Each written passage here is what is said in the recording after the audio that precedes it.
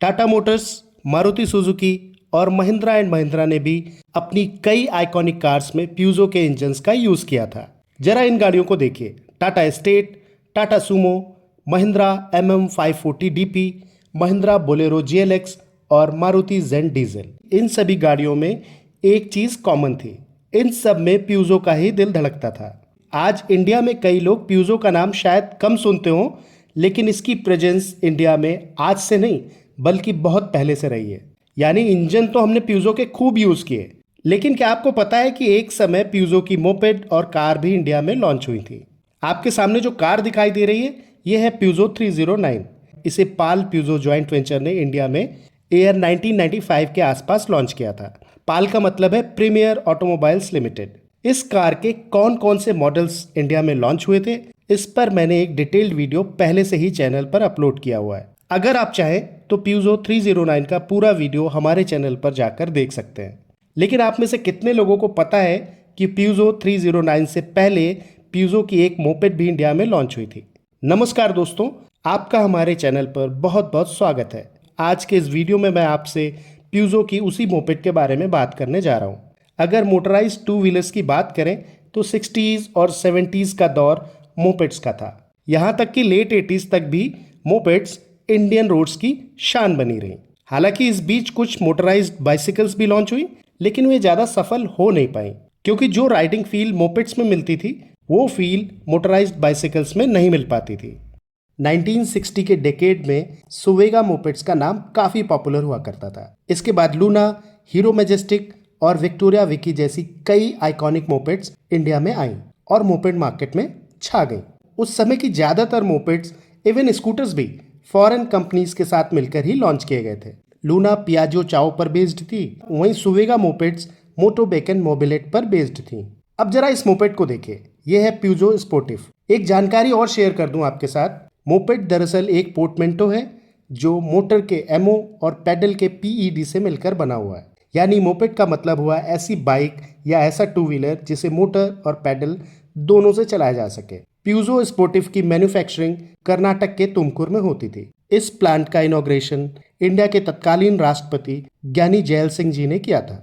इसे Mehta group enterprise की two wheeler division Shri Chamundi mopeds limited ने फ्रांस की कंपनी प्यूजो के साथ टेक्निकल कोलैब में इंडिया में बनाना स्टार्ट किया था। इसे लगभग 1985 के आसपास लॉन्च किया गया था। इससे पहले Shri Chamundi mopeds limited India में प्यूजो 105 मोपेड बेचा करती थी। ओरिजिनल प्यूजो 105 सिंगल सीट के साथ आती थी, जबकि प्यूजो स्पोर्टिव में लॉन्ग सीट दी गई थी। दरअसल प्यूजो स्पोर्टिव प्यूजो 105 का ही लाइसेंस्ड इंडियन वर्जन थी और प्यूजो 105 खुद प्यूजो 103 पर बेस्ड थी। स्पोर्टिव में 50 सीसी का 2 स्ट्रोक इंजन दिया गया था जो लगभग 2.4 bhp की पावर जनरेट करता था। इसमें गर्टनर का जीवन कार्बोरेटर लगाया जाता था। उस जमाने में स्कूटर्स और बाइक्स में भी सेल्फ स्टार्ट नहीं आता था, पर स्पोर्टिव में आता था। प्यूजो स्पोर्टिव इंडिया की पहली ऐसी मोपेड थी जिसमें इलेक्ट्रिक स्टार्टर दिया गया था। इसके साथ ही इसमें special pressed steel, 5 spoke, mag wheels और टर्न इंडिकेटर जैसे फीचर्स भी दिए गए थे।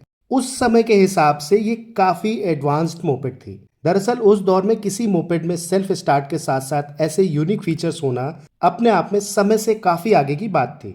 इसका किक स्टार्टर डिजाइन भी काफी यूनिक था, आप ही देख लीजिए।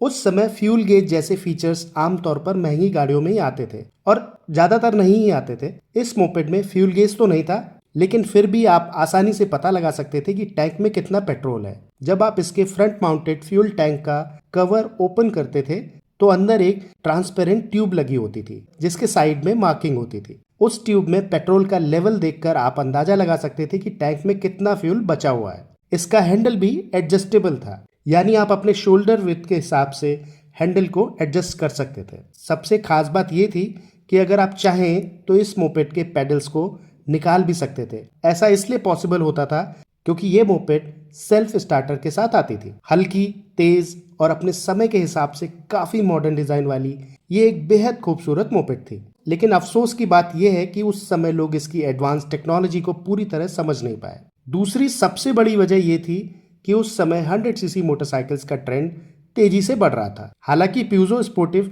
टेक्नोलॉजिकली काफी एडवांस थी, लेकिन 100 सीसी बाइक्स के बढ़ते ट्रेंड के कारण और light weight 60 CC two stroke scooters और हीरो पुक जैसी नोपेड्स के बढ़ते रुझान के कारण इसकी सेल्स बहुत ज्यादा सेटिस्फैक्टरी नहीं रही। इसी वजह से ईयर 1992 में श्री चामुंडी मोपेड्स लिमिटेड ने इसका प्रोडक्शन बंद कर दिया। आशा करता हूं आपको ये जानकारी पसंद आई होगी। ऐसे ही रेयर और इंटरेस्टिंग ऑटोमोबाइल हिस्ट्री देखने के लिए हमारे चैनल को सब्सक्राइब करना ना भूलें। वीडियो को पूरा देखने के लिए आपका बहुत बहुत धन्यवाद।